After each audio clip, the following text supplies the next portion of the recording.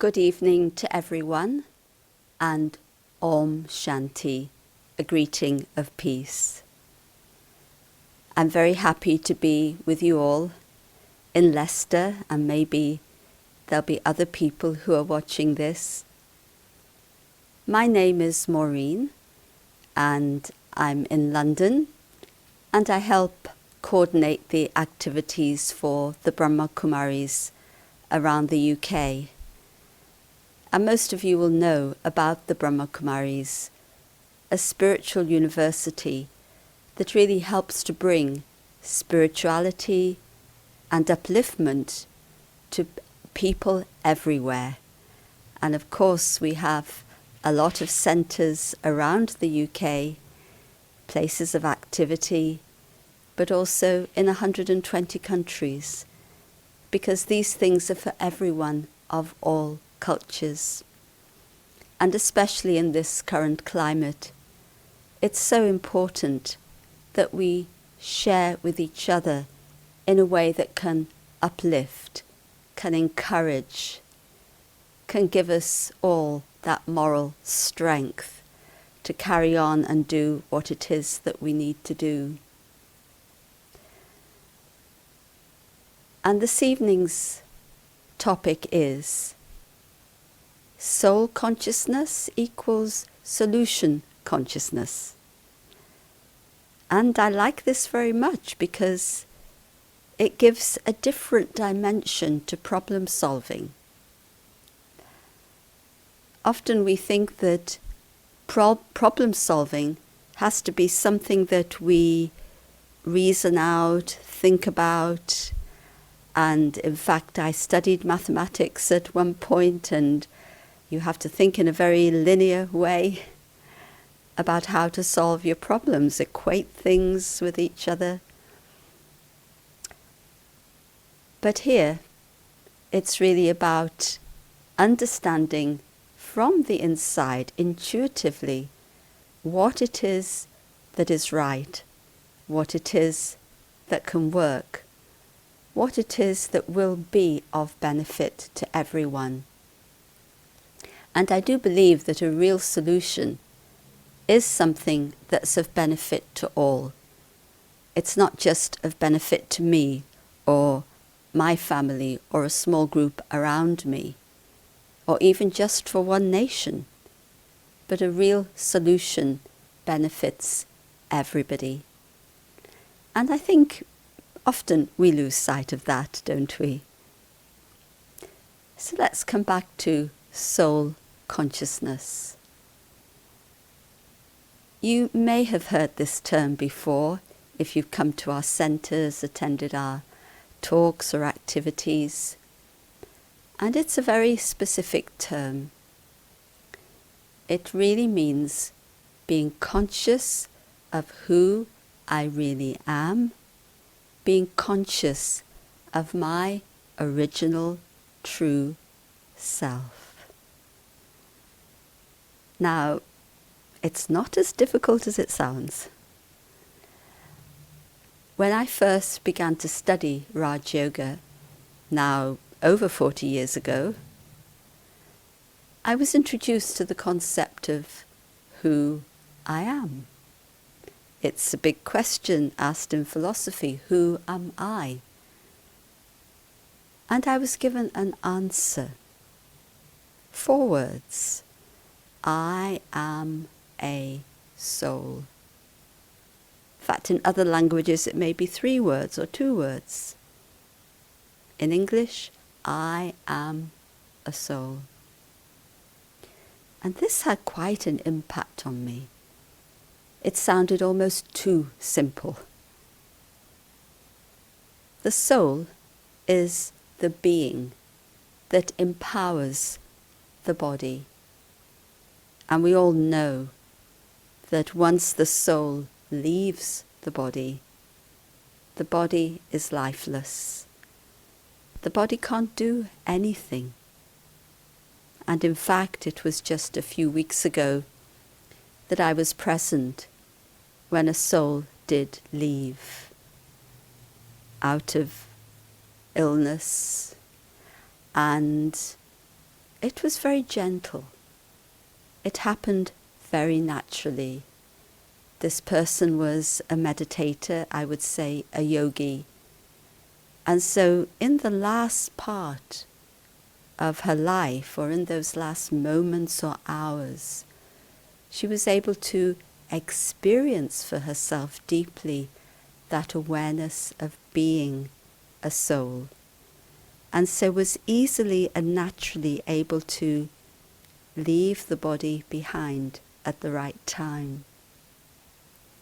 And there was just a silence around her. There were a few people around, and we all just went into silence. And you could see the contrast. The body became lifeless. And I'm not suggesting that we all have to witness such scenes to understand the soul. We need to understand the soul as we are living alive. But we use a phrase. We say, I am a soul. But we would not say, my soul. Many people say, yes, I have a soul. Well, if you have a soul, you are not the soul. Are you a body that you have a soul? Or am I a soul who has a body? There's a very, very big difference. And when we look at the latter, I, the soul, inhabit this body, call it my costume, call it my vehicle, call it my temple. When we think in that way, this, quite simply, is what is called soul consciousness. And of course, in this consciousness, perspectives begin to change.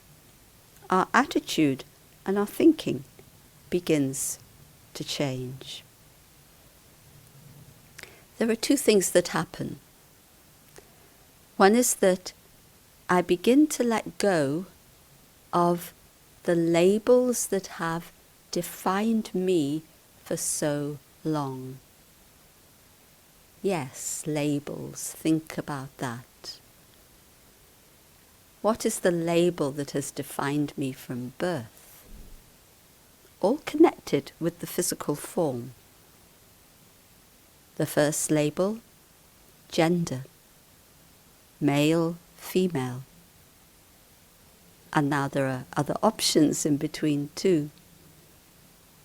But essentially this, male, female. And then what else defines me? Perhaps culture, perhaps family background, perhaps religion.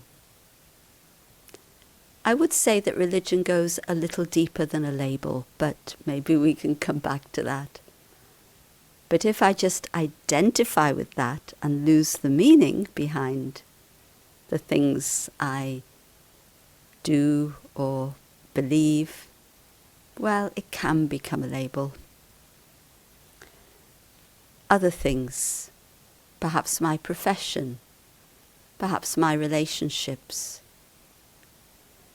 And something that very often does define us, perhaps more often than we would really wish, is what others think about us, or what others project onto us.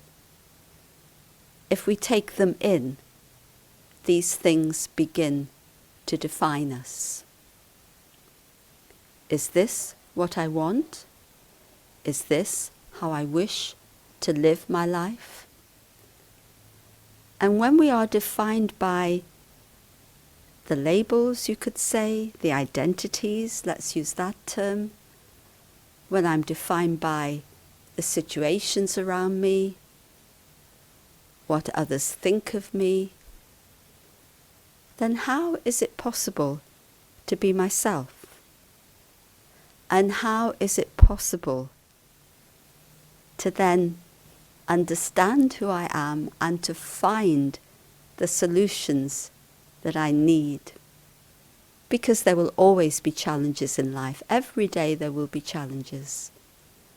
And I need those solutions. So one is the letting go of those external identities or influences and becoming free. And in that freedom, there's no longer obligations, no longer expectations, no longer justifications. Now, isn't that freedom?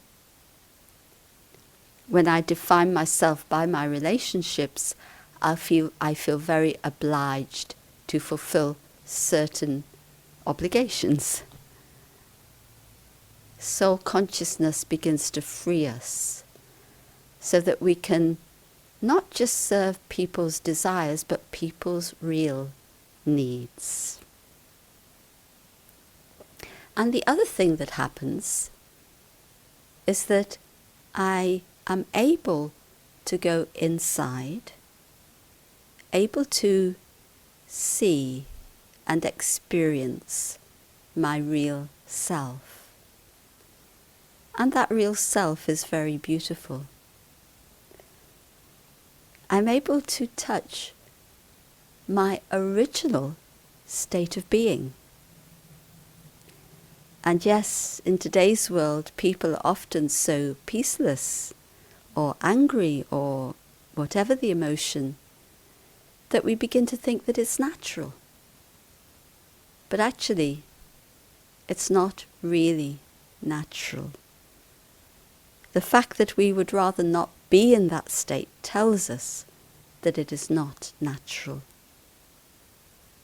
And so, when I experience my original state of being, I find things that are natural to the self.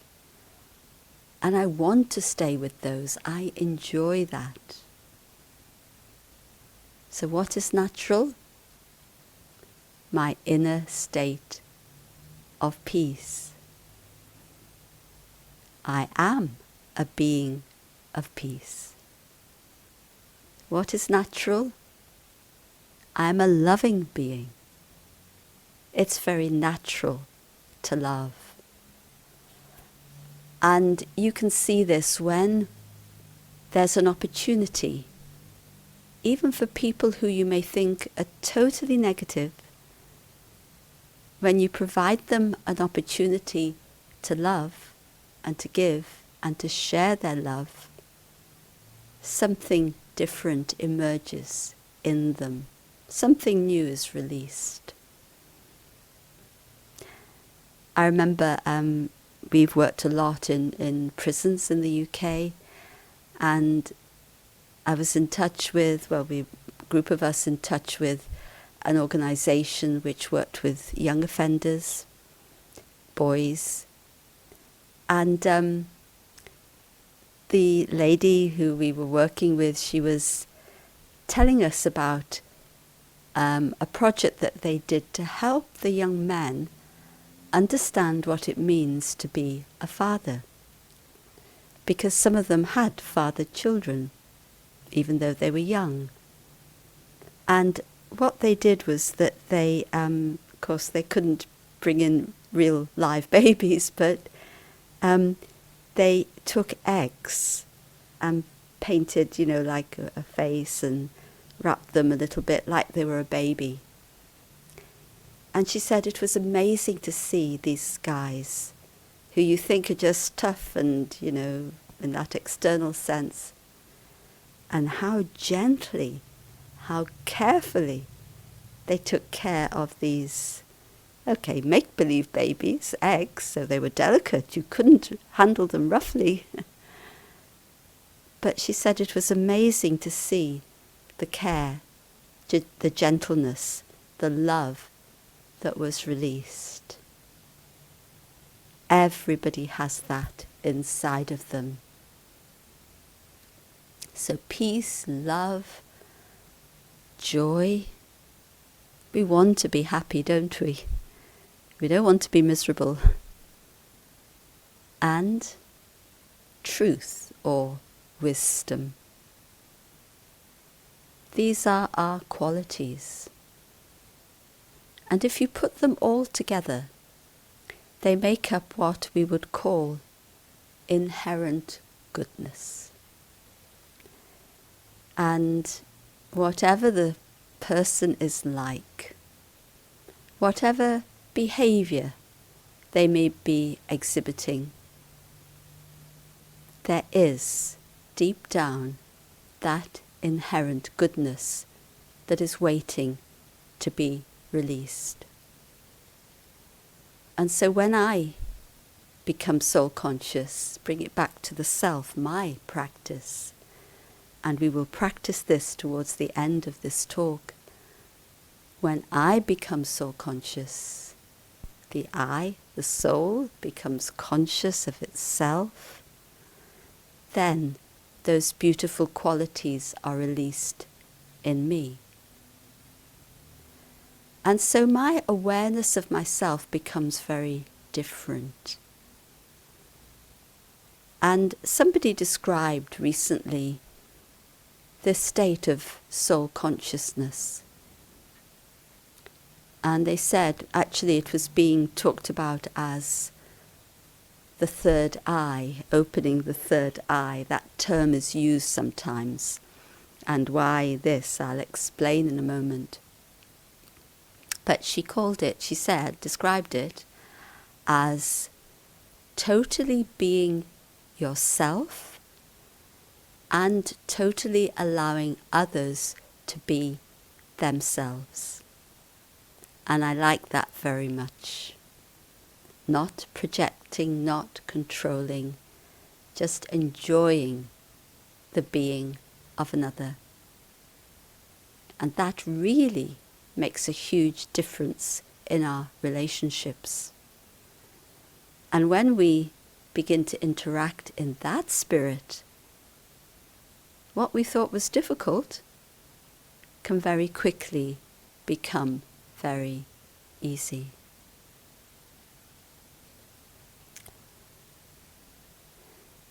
We talked about this point here, the center of the forehead. Why? Because this is actually the seat of the being, the seat of the soul. If you want to visualize the soul, it would be a tiny point of light, a very subtle yet very powerful spiritual energy. And it's that point which empowers the whole body. It's that point which expresses itself through the body. So, who is it who is talking to you now? I, the soul, through these organs, I'm talking to you, expressing myself. And who is listening? You souls are listening again through your organs or senses. So it's very interesting, isn't it? We can say one person talking to another, that's true. But when we go deeper, it's one soul interacting with another soul. And when you think of it like that, then the tendency is for there to be more goodness interacting with goodness, rather than negativity interacting with negativity. And I remember one story. It was when it was the mayor of Reykjavik in Iceland some years ago. He's not mayor anymore. And he had a very different spiritual approach. There's a whole story as to how his party came into power. But at one forum we held, he spoke of his experience in the council chamber. And he said that there was one councillor who was speaking, and he was really berating him and telling him, well, you're weak, you're no good, really criticising him.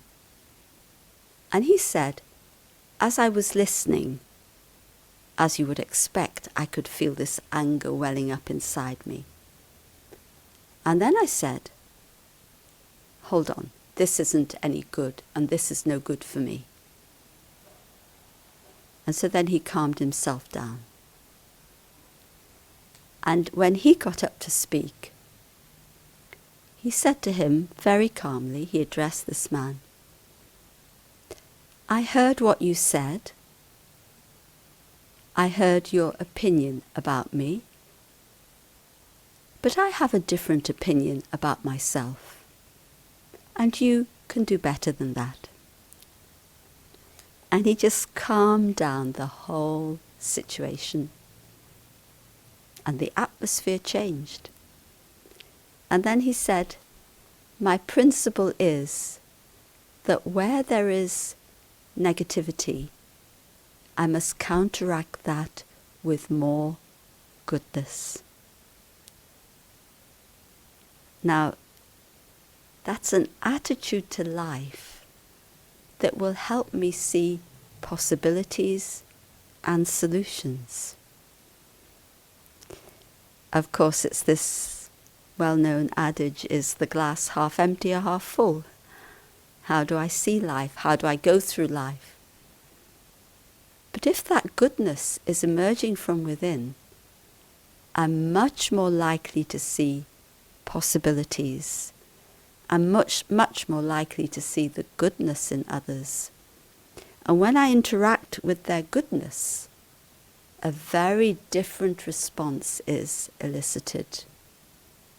And that's why those young boys could become loving, when normally they don't express that side of themselves, but yet it is there. And so then, in our relationships, there are solutions.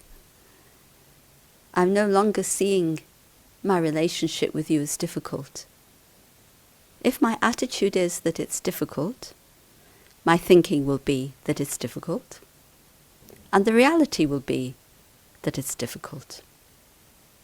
I'll be putting out negativity. I'll be wanting to control you. Why are you like this? Why can't you understand me? Why can't you have a bit of compassion?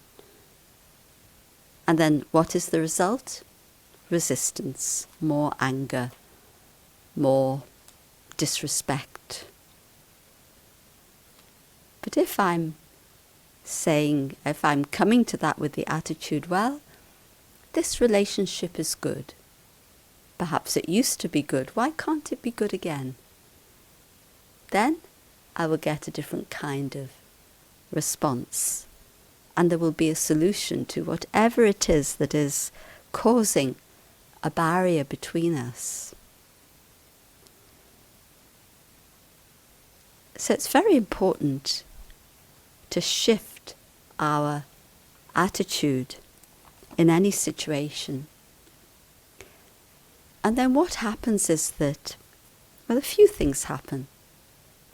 One is that I have a much greater ability to move on. One of the phrases we often use in our spiritual study is, past is past. And you could say, oh, it's a cliche, that's fine to say past is past. So often we hang on to old situations, old arguments. He did this to me, she did that to me, or said that to me. We hold on, and we can't let go. And that colours everything that we do from then on.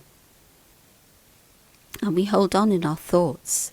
The situation has passed. It's not a reality anymore.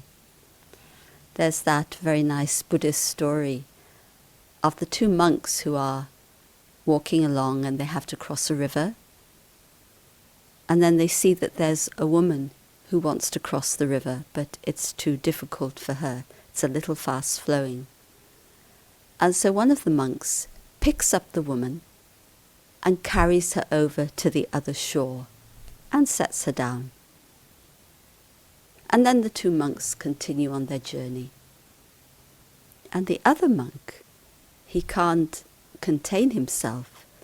He's a little disturbed, and he says to the first monk, "But brother, you know our disciplines, we should not touch a woman. How come you picked up that woman and took her across the river?" And the other monk replied, "Brother, I picked her up and took her across the river and set her down on the other side. But you are still carrying her." And isn't this what we do? The situation has passed, but we continue to carry it. With soul consciousness, we are so much more able to set our problems down, to leave the past and move on. And it's because we have something greater to replace it with. Things of the past that cause us sorrow are not pleasant to remember. And they're going to influence my attitude, my decision making, my interactions.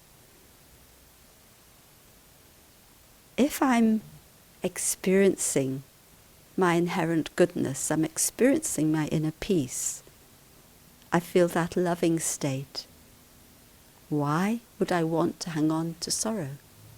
But it's right, I need that to replace it. Something stronger, something more powerful, something actually much more real and present. So I can't just say, oh, past is past, it doesn't work.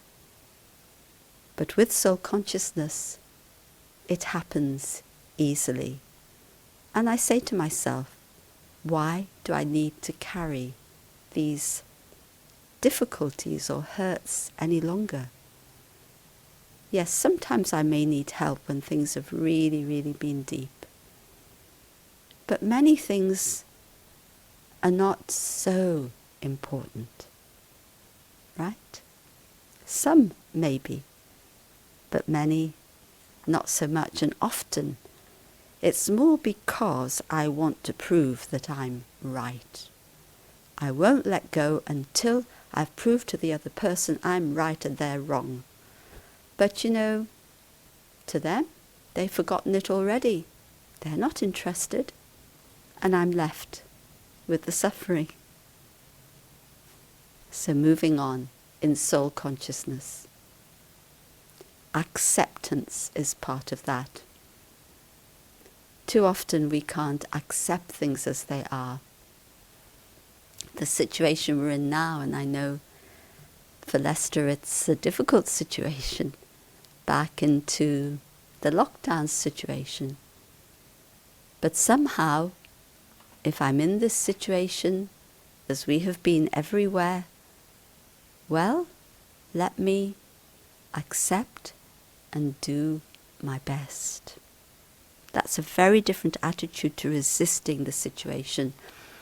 Someone who's a very dear friend, he's now well in his 70s, and it must be maybe 10 years ago, something like that, that his wife passed away, and it was quite difficult for him. And then after a few months, as we were talking, and then he said to me, he said, you know, well, I'm on my own now, so I'm going to do this well.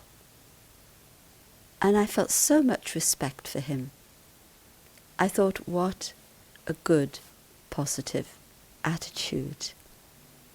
And so he's done many things, many, many productive things since then. He's not stayed behind in that sorrow, and it's so important.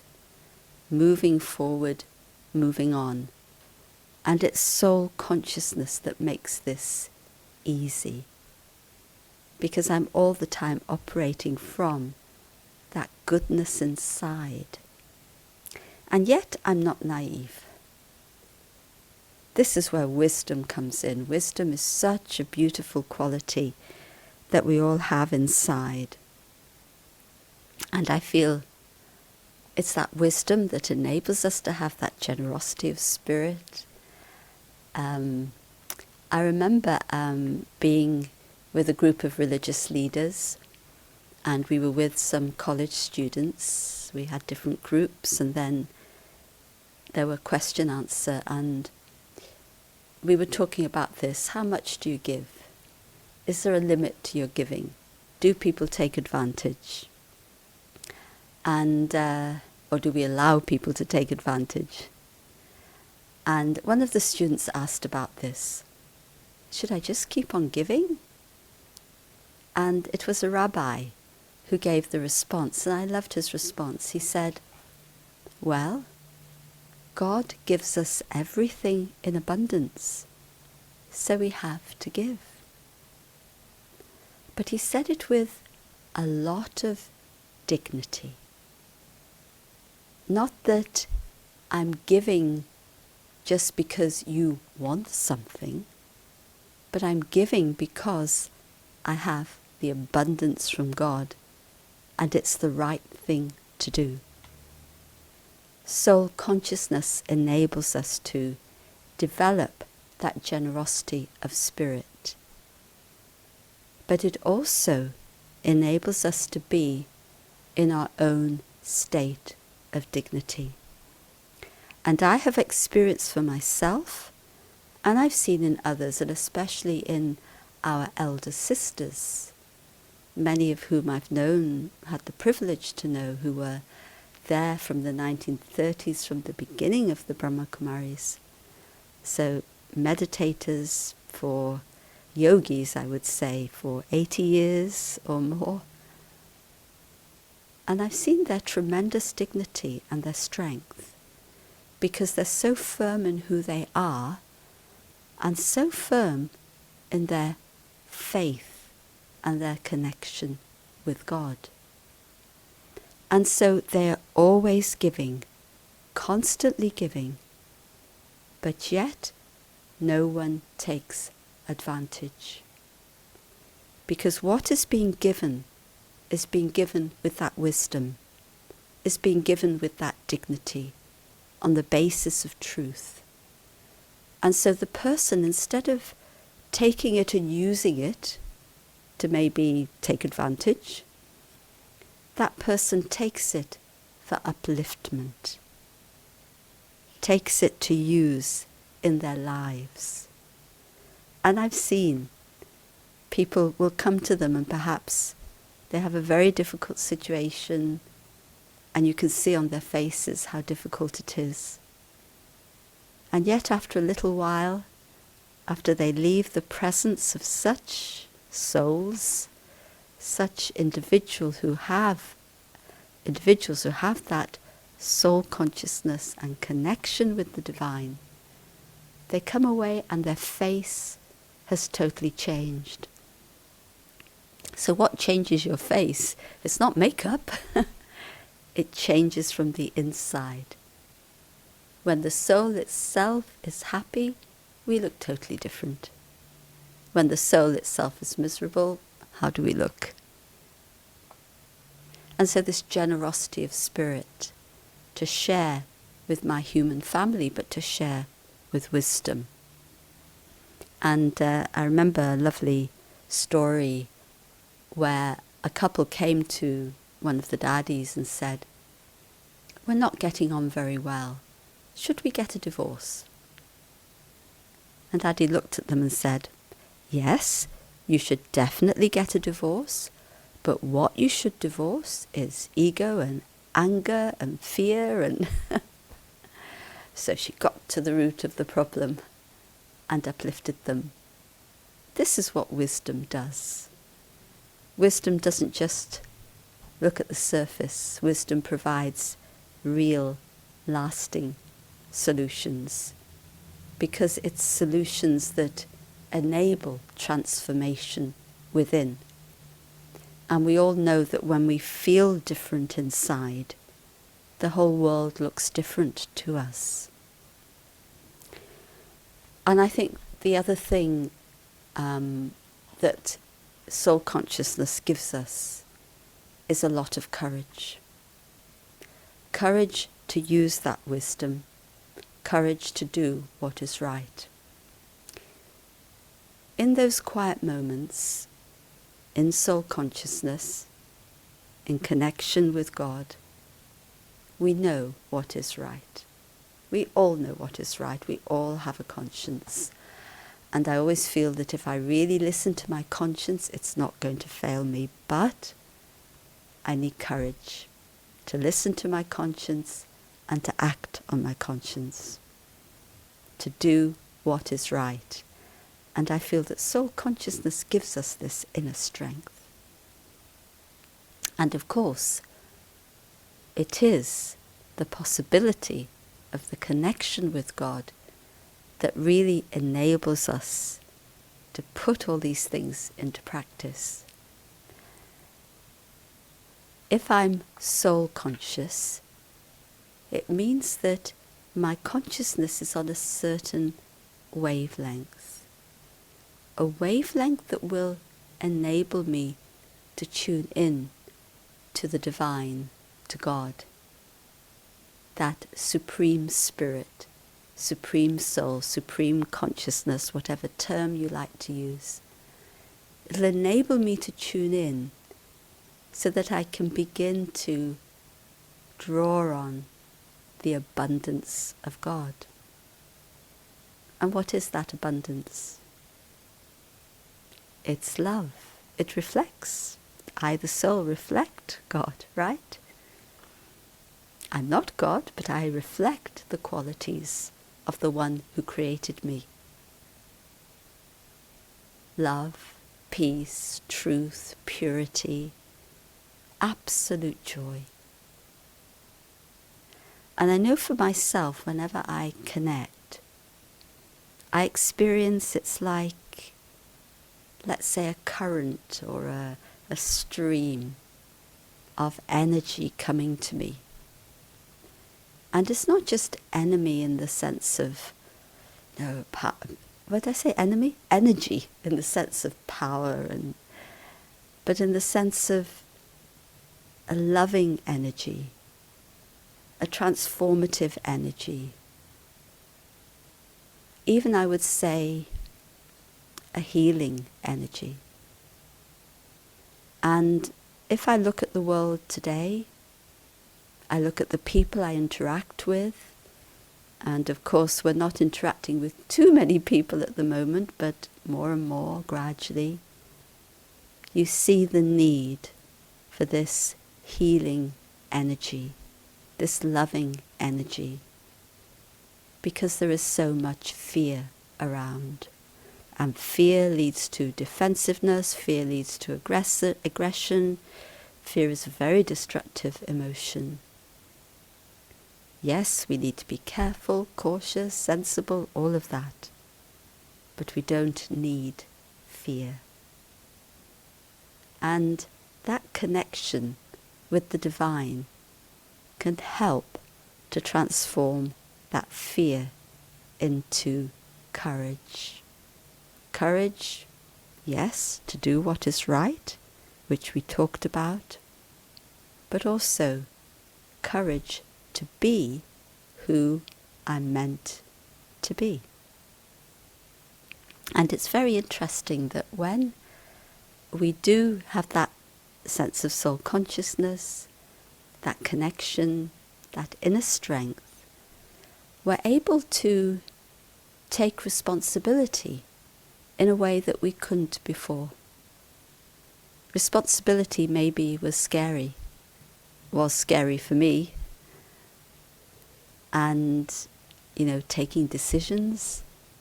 Do I have a right to do that? Yes, it's important to consult. Yes, it's important to work cooperatively, all of that. But ultimately, there are always decisions you have to make in your life.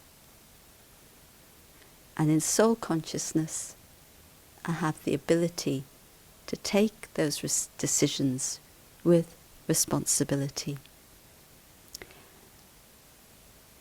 The connection with God is something that we need to nurture and develop. And for that we need to spend time.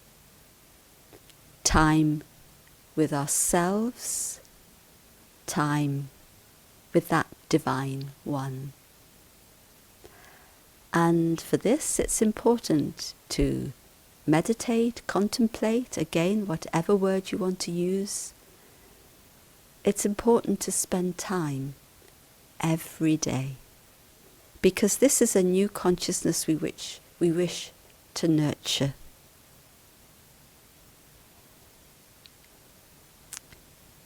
The morning and the evening are the best times. Morning, why? Because if you spend time in soul consciousness, in connection with God, in relationship with God, then you're beginning the day with spiritual nourishment on the inside. You have some resources with which to face the day. And not just face the day and survive, but thrive, flourish, give. You know, we are in a society where people are taking much more than giving. They want something, not even on a gross level, but they may want your approval or respect or love. Am I going to go through life seeking these things? Or will there come a point where I have so much abundance that I'm able to give these things? And that's a very, very different dynamic. And so having that spiritual nurture in the morning time prepares us for the day ahead.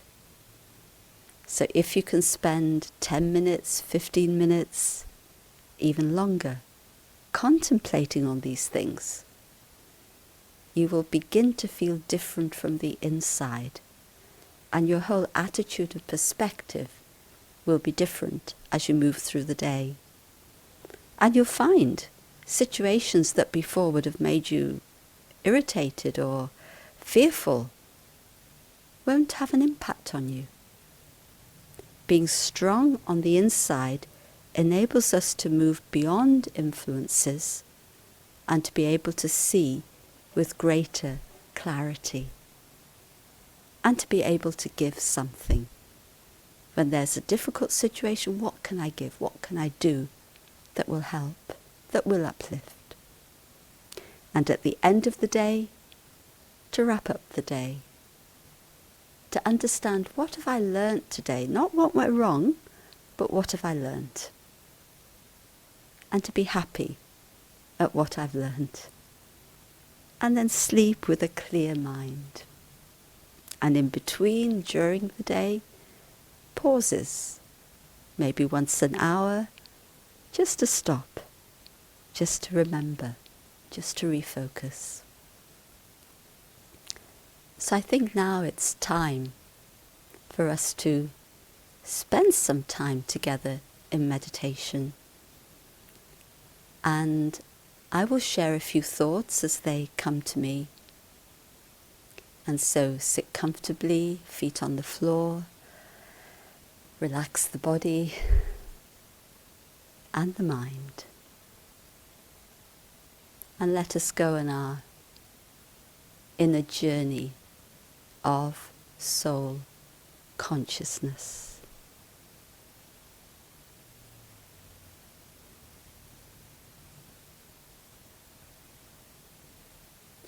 I take these few moments to be with myself,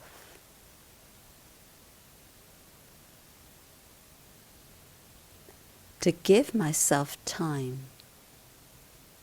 to be myself.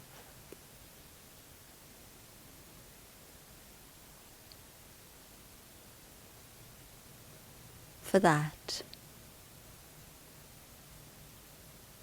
gradually,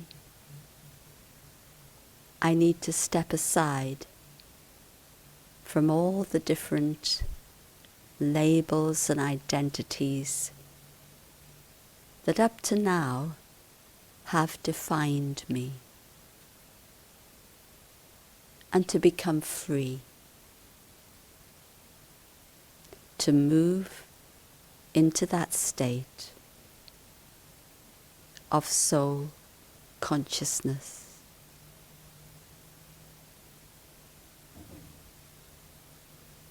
And to do that, I draw all my attention, awareness to the center of my forehead.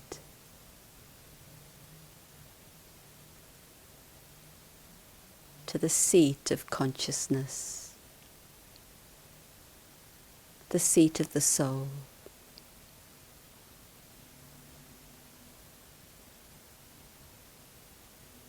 And I visualize that tiny spark of light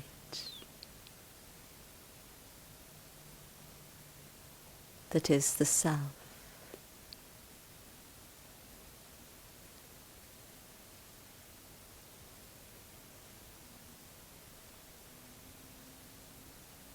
And as I focus on that light,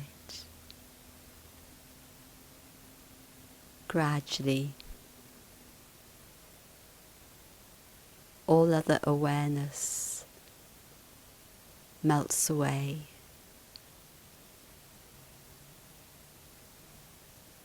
And I become that light. I become free. Free to be myself.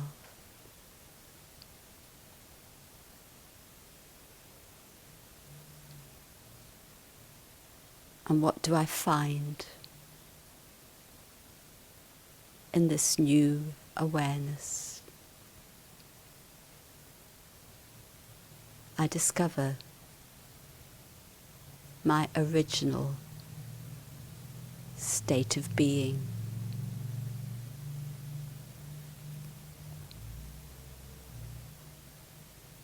I am a being of peace. I am a being of love.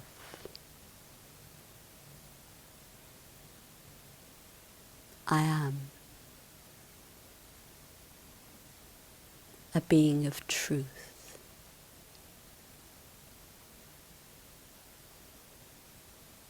I am filled with joy.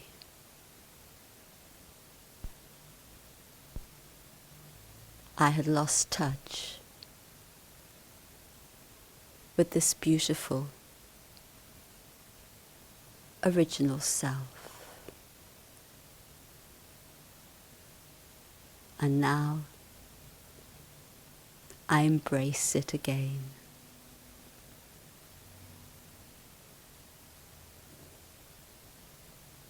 I have this inherent goodness. It is my being.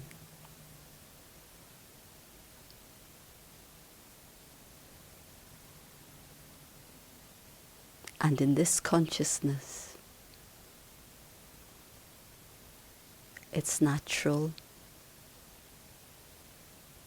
to connect with the divine being, the Supreme Soul, with God, the unlimited source of peace, of love, of truth, of purity, of joy.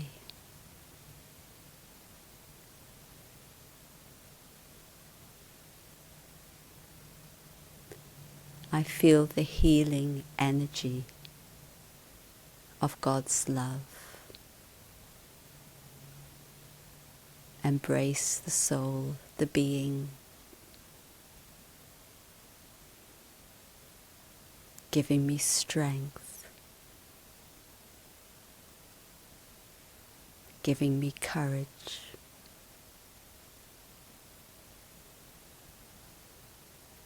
transforming me,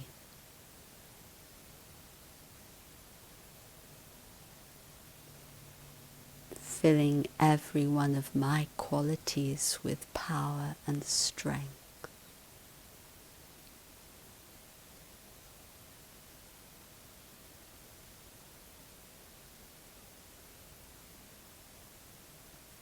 Everything that I need,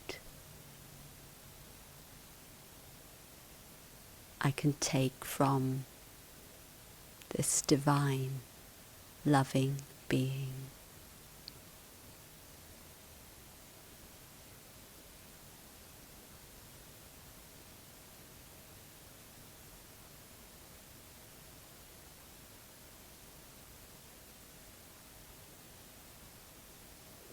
And naturally,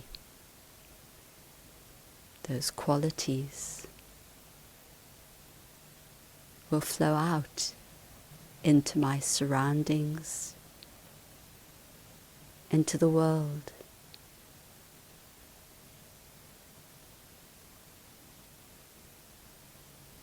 Uplifting, sharing that goodness.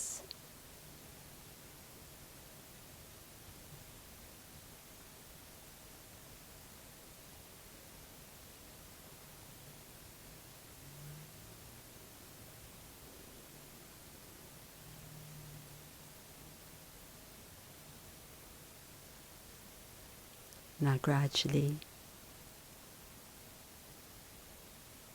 I return to the awareness of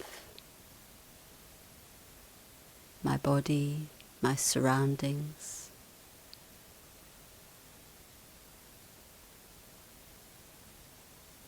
but I don't lose that connection. I remain in this awareness.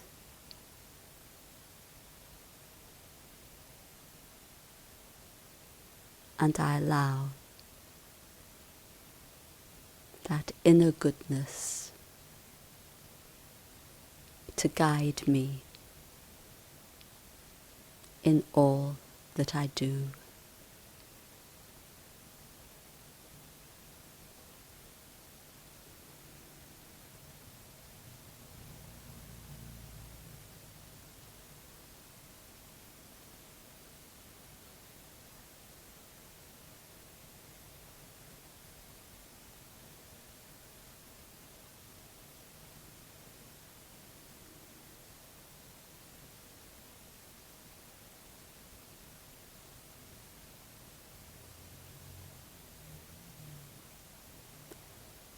So thank you to everyone for being with us.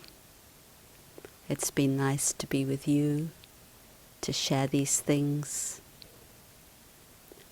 and I hope that you'll be able to use them in your everyday life and really find the solutions that you need, and to be able to share with others.